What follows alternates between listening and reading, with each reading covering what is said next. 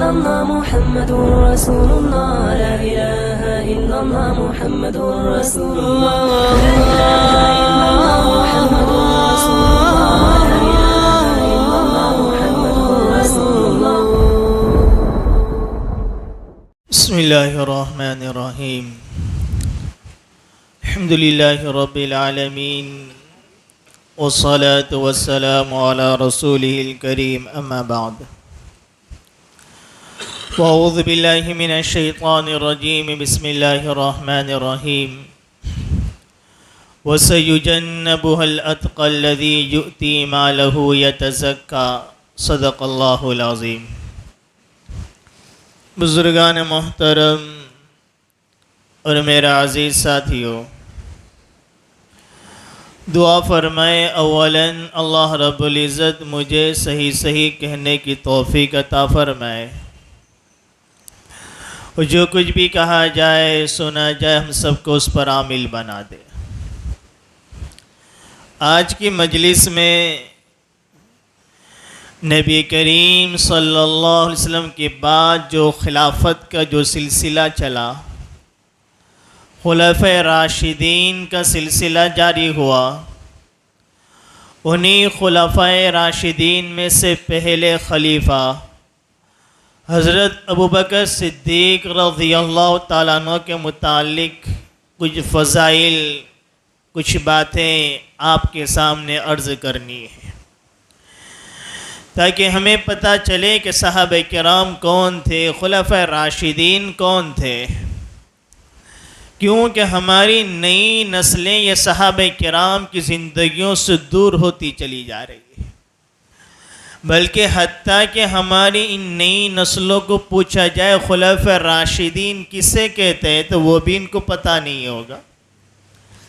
تو ضرورت ہے کہ ان کے سامنے صحابہ کرام کے تذکرے آئے، خلافت کا تذکرہ آئے، خلفائے راشدین کا تذکرہ آئے، ان کے مقام مرتبے کا تذکرہ آئے، تاکہ ہماری زندگیوں میں اعمالوں کو ذوق و شوق پیدا ہو جائے۔ جو میں نے خطبے میں آیت کریمہ پڑھی، مفسرین کا اتفاق ہے کہ یہ آیت کریمہ حضرت ابوبکر صدیق رضی اللہ تعالیٰ عنہ کی شان میں نازل ہوئی ہے، اور اس کے علاوہ بھی قرآن کریم میں بہت سے مقامات ایسے ہیں جس میں اللہ تعالیٰ نے حضرت ابوبکر صدیق رضی اللہ تعالیٰ عنہ کے فضائل کو بیان فرمایا۔ حضرت ابوبکر صدیق کون ہے؟ ان کا نام کیا ہے؟ ابوبکر تو کنیت ہے، نام ان کا عبد الرحمن ہے، لقب صدیق ہے، اور کنیت ابو بکر ہے۔ ابو بکر ہے، بکر بھی غلط لفظ ہے، اصل لفظ صحیح لفظ تلفظ ابو بکر ہے، ابو بکر غلط لفظ ہے۔ عربوں میں ایک عام رواج تھا جس کو کنیت کہتے ہیں کہ اپنا نام کسی کی طرف منسوب کر دیتے تھے، کبھی بیٹے کی طرف، کبھی باپ کی طرف، کبھی بیٹی کی طرف، کبھی کوئی اور چیز کی طرف، اس کو کنیت کہتے ہیں۔ جیسے امام ابو حنیفہ رحمۃ اللہ علیہ جن کے مسلک پر ہم زندگی گزارتے ہیں، جو فقہ کے 4 بڑے امام ہیں، تو آپ کا نام ابو حنیفہ یہ تو کنیت نام نہیں، نام تو نعمان بن ثابت ہے۔ حنیفہ آپ کی بیٹی کا نام ہے، ابو حنیفہ حنیفہ کے باپ۔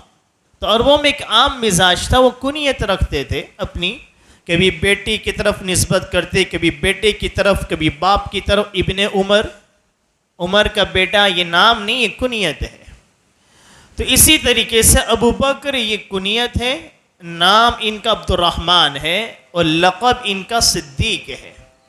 صدیق کے معنی سچے کیا آتے ہیں کہ سب سے پہلے نبی کریم صلی اللہ علیہ وسلم نے جب رسالت کا لوگوں کے سامنے اعلان فرمایا کہ اللہ نے مجھے نبی بنایا، توحید کا پیغام سنایا، تو سب سے پہلے ابوبکر صدیق رضی اللہ تعالیٰ عنہ نے ہمارے نبی کی دعوت کو قبول فرمایا، اور کوئی اعتراض نہیں، کوئی سوال نہیں، کوئی معجزہ نہیں، کوئی کرامت کا تذکرہ نہیں کہ آپ کوئی معجزہ ہمیں بتلا دے، کوئی کرامت بتائے تب ہم مانے، بغیر کسی تردد کے سب سے پہلے آپ کی نبوت کا اقرار کیا، اسی کو صدیق کہا جاتا ہے۔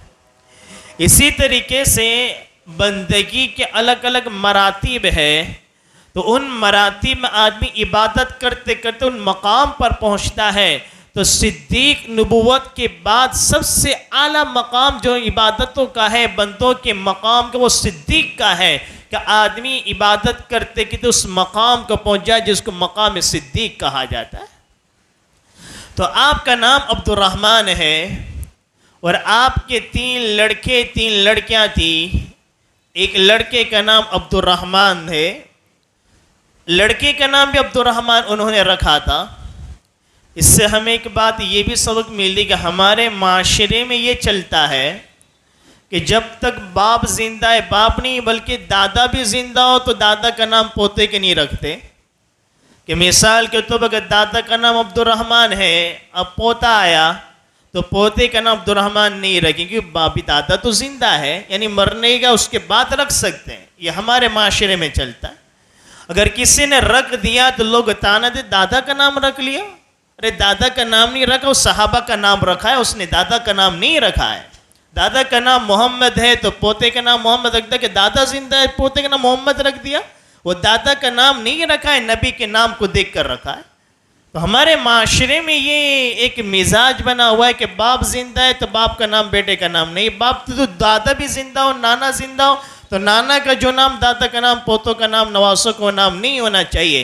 صحابہ میں بے شمار ایسے لوگ ملتے ہیں کہ ان کا نام بھی وہی ہے، باپ کا نام بھی وہی، بیٹے کا نام بھی وہی اور پوتے کا نام بھی. 3 نسلوں میں محمد محمد کا تذکرہ ملتا ہے کہ دادا کا نام بھی محمد، بیٹے کا نام بھی محمد، پوتے کا نام بھی محمد. اور زندہ بھی ہیں. ابو بکر صدیق رضی اللہ تعالیٰ عنہ کا نام عبد الرحمن ہے، اپنے بیٹے کا نام بھی انہوں نے عبد الرحمن رکھا ہوا ہے.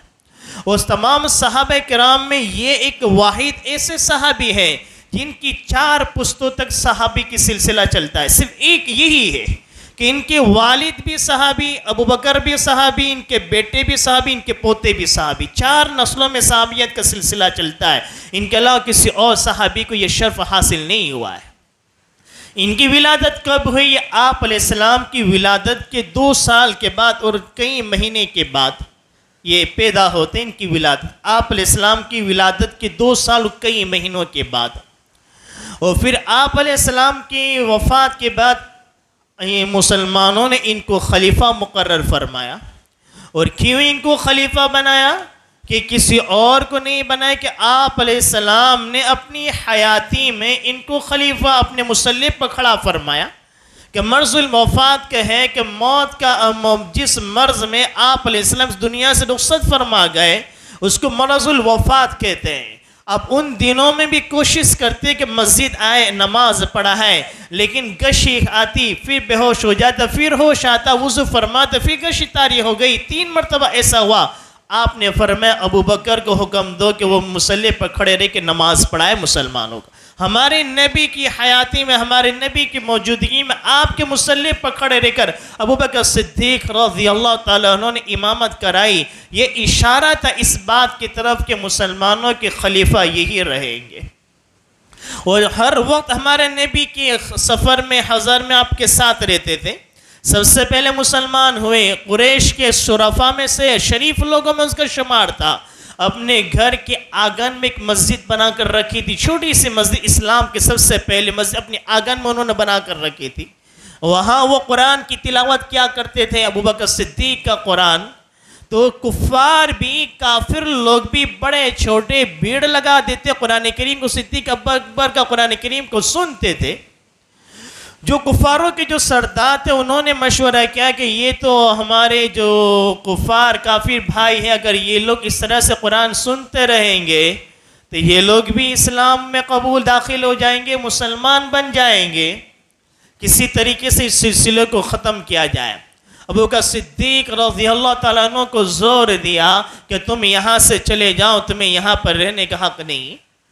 تو ابو بکر صدیق نے حبشہ کی طرف ہجرت کا ارادہ فرمایا، نکل بھی گئے.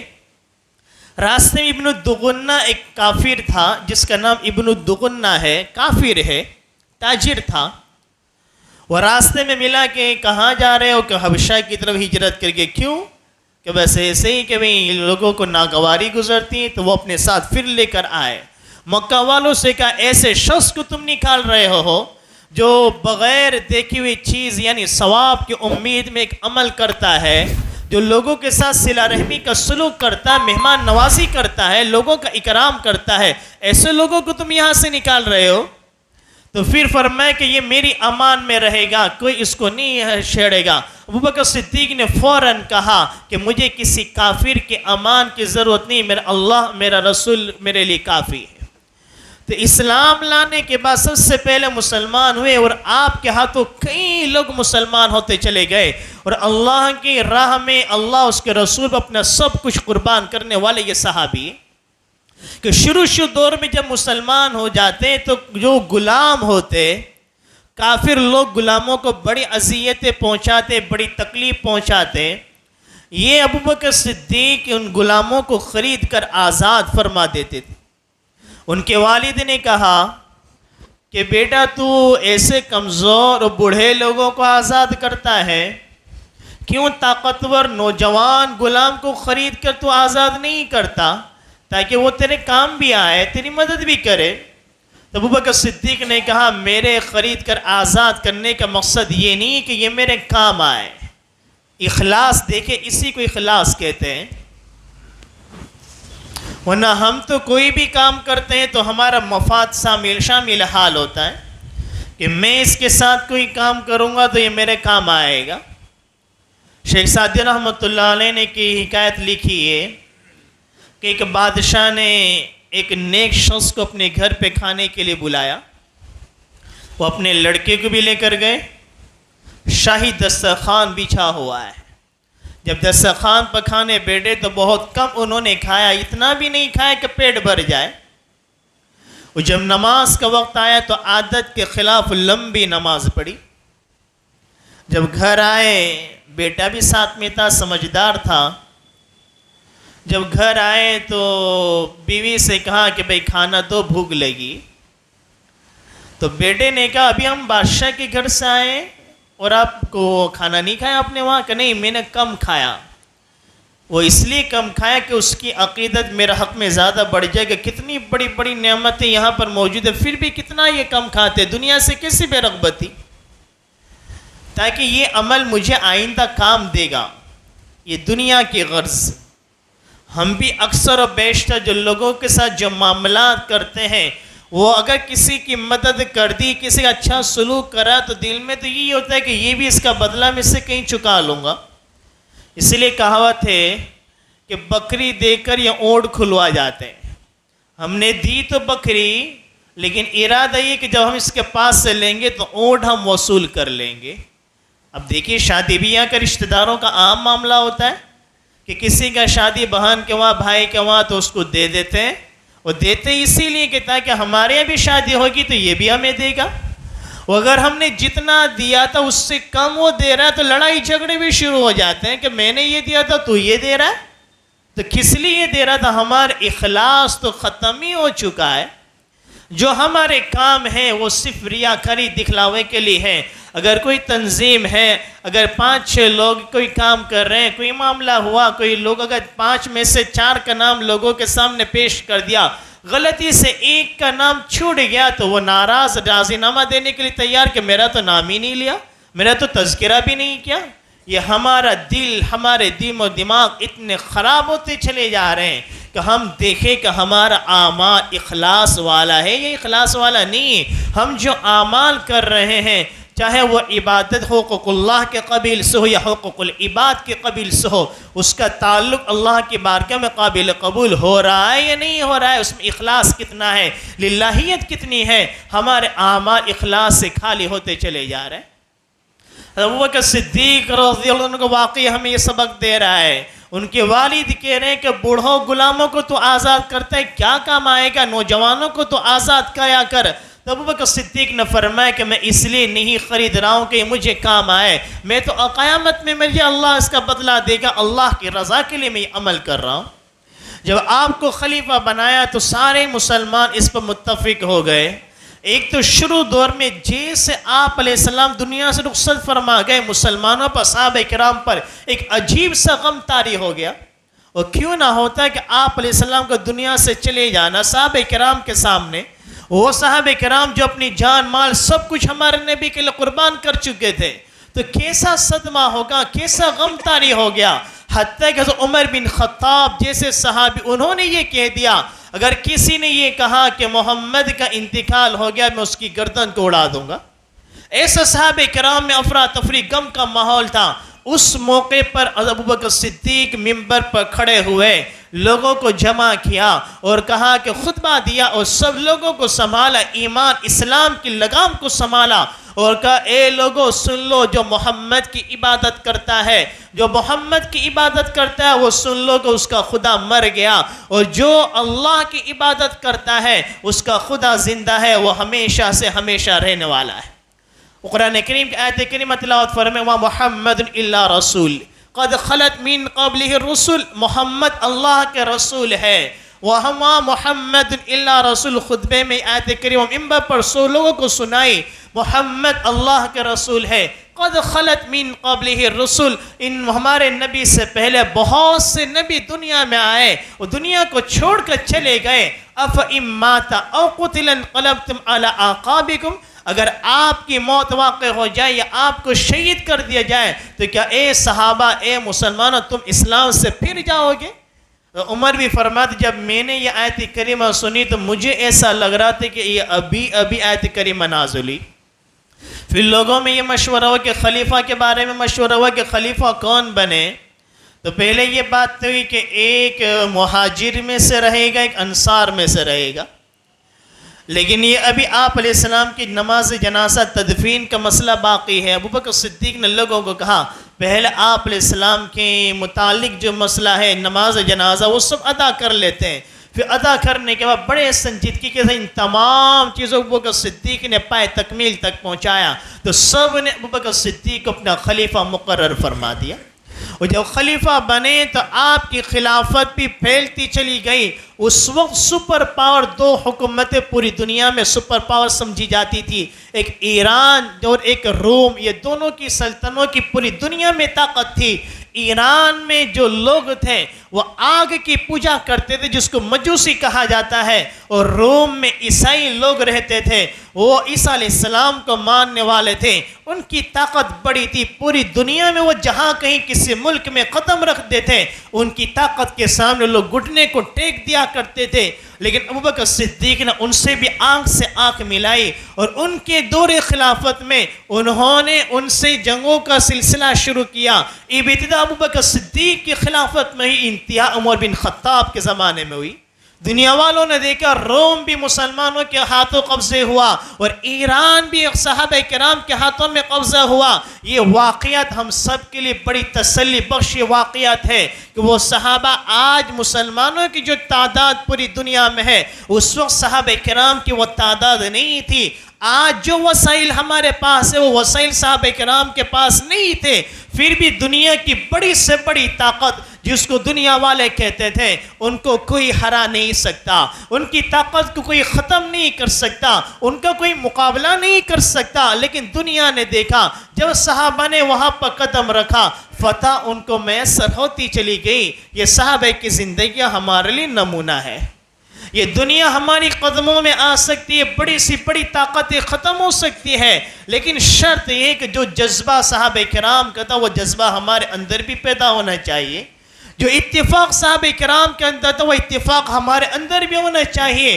آج نا اتفاقیاں بڑھتی چلی جا رہی ہیں، مسلمانوں میں آپس میں اختلاف بڑھتا چلا جا رہا ہے، ہمارے درمیان اتفاق اتحاد ختم ہو جائے گا. جب 10 لوگ جمع ہوتے ہیں 10 لوگ مل کر بھی کسی ایک بات پر اتفاق نہیں کرتے، چند لوگ اختلاف کرتے ہیں، کسی کے اور رائے ہے. صحابہ کرام کا ایک خلیفہ، انہوں نے جو بات کی تھی ان کی بات کو پوری امت تسلیم کرتی تھی. آج نہ اختلاف کی بنا پر مسلمان افراتفری کا شکار ہوتا چلا جا رہا ہے. اور آج ہماری زبان پہ بھی یہ جملے ہیں کہ ہم کیا کر سکتے ہیں، ہمارے پاس کچھ بھی نہیں، ہم بے بس ہیں، ہم کمزور ہیں، حکومت ان کی ہے، لشکر ان کے پاس ہے، وہ جو چاہے وہ کر سکتے. نہیں، جو چیز ہمارے پاس ہے وہ اللہ کسی اور کے پاس ہے وہ نہیں ہے. اللہ ہمارے ساتھ، اس اللہ کا ہم نے کلمہ پڑھا ہے جو کل کائنات کا خالق و مالک ہے، وہ اللہ کے بارے میں ہمیں پتا کن فیکون کہ وہاں تو معاملہ ہے، اس اللہ تعالیٰ اسباب کا محتاج نہیں ہے، وہ اللہ کے یہاں تو کن فیکون کا معاملہ ہوتا ہے۔ اگر اللہ کسی کے بارے میں کہہ دے مجھے پوری دنیا کو ہلاک و برباد کر، اس اللہ تعالیٰ کے لیے بعید نہیں۔ قیامت میں پوری دنیا کو اللہ ہی ہلاک و برباد کرے گا، قیامت اس دنیا پر اللہ ہی طاری کرے گا۔ تو آج اس دور میں فرق یہ کہ ہمارا رشتہ اللہ سے نہیں، ہماری نظریں اسبابوں کی طرف ہے کہ ہمارا دنیا میں ہمارا ساتھ کوئی دینے والا نہیں، دنیا کا کوئی بڑا ہمارے ساتھ نہیں، دنیا کی کوئی طاقت ہمارے ساتھ نہیں، اور ہماری نظریں اللہ تعالیٰ کی طرف نہیں جو اللہ پوری کائنات کا خالق و مالک ہے۔ اگر ہمارا رشتہ اللہ سے مضبوط ہو جائے، اگر ہماری مسجدیں جس جمعہ میں بھری ہوئی نظر آتی ہیں، ہم صرف جمعہ کے مسلمان نہیں ہیں، اگر ہر نمازیں ہماری ایسی مسجدیں بھری ہوئی نظر آئے، اللہ دنیا کے حالات کو بدلتا کر دے گا۔ ہم اپنے اعمال کو بدل کر تو دیکھیں، اپنی زندگیوں کو بدل کر تو دیکھیں۔ ہم بڑے مطمئن ہیں کہ آگ تو کسی اور کے گھر میں لگی ہے، میری ضرورت کیا ہے؟ حالات میرے گھر میں تھوڑی ہے، حالات تو کسی اور کے یہاں پر ہے، میرے پریشان ہونے کی کیا ضرورت ہے؟ نہیں، جہاں بھی حالات خراب ہو رہے ہمارے اعمال کی وجہ سے ہو رہے۔ تو ابوبکر صدیق کی خلافت میں بات کر رہا تھا کہ اللہ نے ان کی خلافت میں ملک روم اور ایران جیسی بڑی بڑی طاقتوں کو ہلا دیا، ان کے ساتھ انہوں نے جنگوں کا سلسلہ شروع کرا۔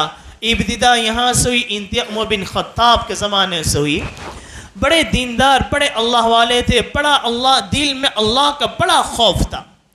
جیسے میں نے قرآن کریم کا آیت کریمہ پڑھی، وَسَيُجَنَّبُهُ الْأَتْقَى، جہنم کی آگ سے بچنے والے، سب سے زیادہ ڈرنے والے، اور جو مال کو دیتے ہیں تو اس لیے دیتے ہیں تاکہ وہ پاک ہو جائے۔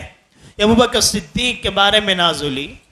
ایک مرتبہ ایک جگہ سے گزر رہے تھے، ایک درخت پر ایک پرندے کو دیکھا، وہ ایک شاخ پر بیٹھ رہا ہے، دوسری ڈالی پر بیٹھ رہا ہے، تو کہا کہ اے کاش کہ میں بھی پرندہ ہوتا، جس شاخ پر چاہتا اس شاخ پر ڈالی پر بیٹھ جاتا، جو مرضیاتی کھا لیتا، کوئی حساب و کتاب نہیں۔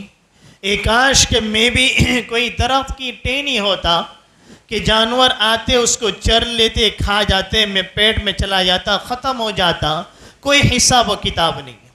اتنے بڑے صحابی، اور جن کو ہمارے نبی نے دنیا میں جنت کی بشارت دے دی تھی، جو عشرے مبشرہ میں آتے ہیں، وہ 10 صحابہ جن کو آپ علیہ السلام نے دنیا میں جنت کی بشارت دی، ایسے بڑے صحابی، لیکن اللہ کا ڈر، اس کا خوف دل میں یہ اس حد درجے کا ہے کہ زبان سے یہ کہتے کاش کہ میں کوئی پرندہ ہوتا، کوئی درخت کی ٹہنی ہوتا، کوئی پتا ہوتا، کہ میرا حساب و کتاب ہی نہ ہوتا۔ اسی کا نام ایمان ہے۔ اور ہم دیکھیں کہ ہماری زندگیوں میں ایمان کس درجے کا ہے۔ ایمان کہتے کہ اسے ایمان 2 چیزوں کا نام ہے۔ الایمان بین الرجاء والخوف، ایمان 2 چیزوں کا نام ہے کہ جب انسان کوئی اچھا عمل کرے تو اللہ کی ذات سے امید وابستہ ہو جائے کہ اللہ اس کو قبول کرے گا، اور جب کوئی غلطی ہو جائے، گناہ سرزد ہو جائے، فوراً دل میں خوف پیدا ہو جائے، اللہ میرے اس عمل پر پکڑ کر لے گا، امید بھی ہو، خوف بھی ہو، اس کا نام ایمان ہے۔ لیکن ہمارے دلوں کا جائزہ لے تو ہمارے دلوں میں امید ہی امید ہے، اچھا عمل کرتے تب بھی امید کہ اللہ قبول کرے گا، اور گناہ کرتے تب بھی امید، گناہ کے وقت تو خوف ہونا چاہیے، لیکن گناہ کرتے جا رہے ہیں پھر بھی امید کہ اللہ غفور رحیم ہے، اللہ غفور، گناہ کرتے جا رہے ہیں اور امید رکھتے جا رہے ہیں۔ یہ امید تو اچھے اعمال پر ہونی چاہیے اور گناہ پر خوف ہونا چاہیے، اور ہم خوف پر بھی، ہم گناہ پر بھی امید کرتے کرتے گناہ کرتے چلے جا رہے ہیں۔ یہ شیطان کا بہت بڑا دھوکہ ہے۔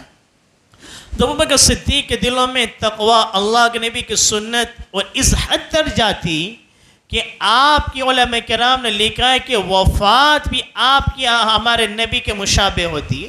پوری زندگی کے اعمال تو ہمارے نبی کی زندگی کا اتباع کیا، لیکن موت میں بھی آپ کے مشابہت ہے۔ وہ کس طریقے سے؟ علماء کرام نے لکھا ہے کہ ہمارے نبی کو زہر دیا گیا تھا، اور زہر دیا گیا تھا، اور آخری عمر میں اسی زہر کا اثر آپ کے آخری عمر میں ظاہر ہوا، تو اسی طریقے ابوبکر صدیق کو بھی کھانے میں زہر دیا گیا تھا، اسی آخری عمر میں زہر کا اثر ہوا اور اسی زہر کی وجہ سے آپ کا انتقال ہوا۔ ہمارے نبی کی عمر بھی 63 سال کی، ابوبکر صدیق کی عمر بھی 63 سال کی ہوتی ہے، کتنی مناسبت دونوں میں۔ اور اتنا ہی نہیں، جب موت کا آخری وقت تھا، ایک دن پہلے اپنی بیٹی ماں عائشہ سے کہا کہ حضرت ابوبکر صدیق کے 3 لڑکے 3 لڑکیاں تھیں، ام کلثوم، عائشہ، رقیہ۔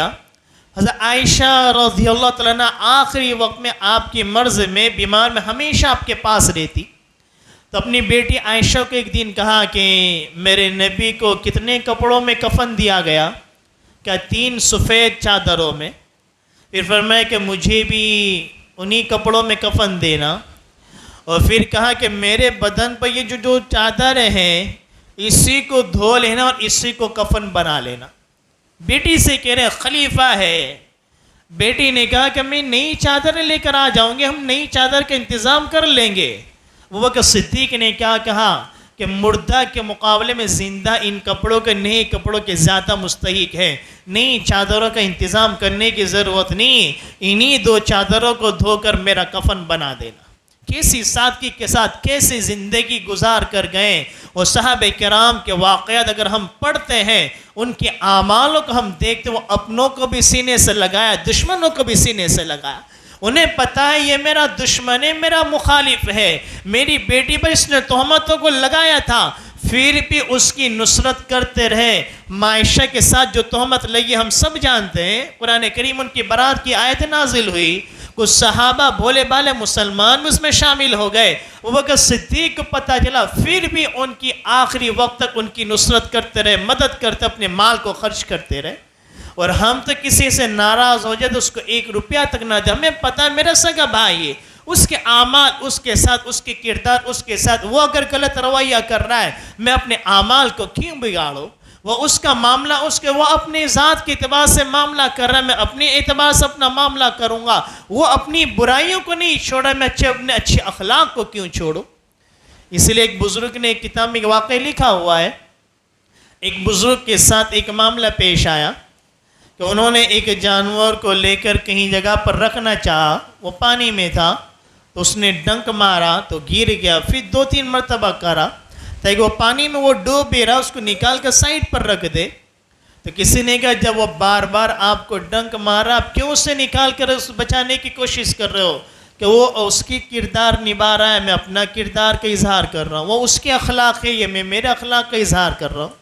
علماء کرام کابرین نے، اللہ والوں نے، بزرگان دین نے تو غیروں کو بھی سینوں سے لگایا ہے۔ ایک بزرگ کے بارے میں لکھا ہے کہ ایک بزرگ کے گھر پر چور آیا اور رات کا وقت ہے، نماز میں مشغول ہے، وہ تو اللہ والے تھے، پورا گھر خالی تھا، چھوٹا سا مکان تھا وہ بھی خالی تھا، کچھ بھی نہیں تھا۔ وہ چور نے تلاش کیا، کچھ نہیں ملا۔ بزرگ کو پتہ چلا کہ کوئی چور آیا ہے، سوچا ضرورت مند ہے تو ہی تو اتنی رات میں میرے گھر پر آیا، خالی ہاتھ جائے گا، میرے گھر میں تو کچھ بھی نہیں ہے۔ تو جو کمبل اوڑھی تھی اسی کمبل کو اس کے جانے کے راستے پر ڈال دی تاکہ جاتے کہ کمبل لے کر چلا جائے، خالی ہاتھ نہ جائے۔ اللہ والوں نے تو یہ بھی نہیں چاہا کہ کوئی دشمن کو بھی تکلیف پہنچائے، اور ہمارے تو اپنے سگے بھائیوں کے ساتھ دشمنی، اپنے پڑوسیوں کے ساتھ نہ اتفاق، اپنے مسلمانوں کے ساتھ نہ اختلافی کا معاملہ ہو رہا ہے۔ تو ابوبکر صدیق نے اپنی بیٹی سے پوچھا کہ بھئی میرے نبی کو کفن کون سی چادر میں، کتنی چادر میں دیا گیا؟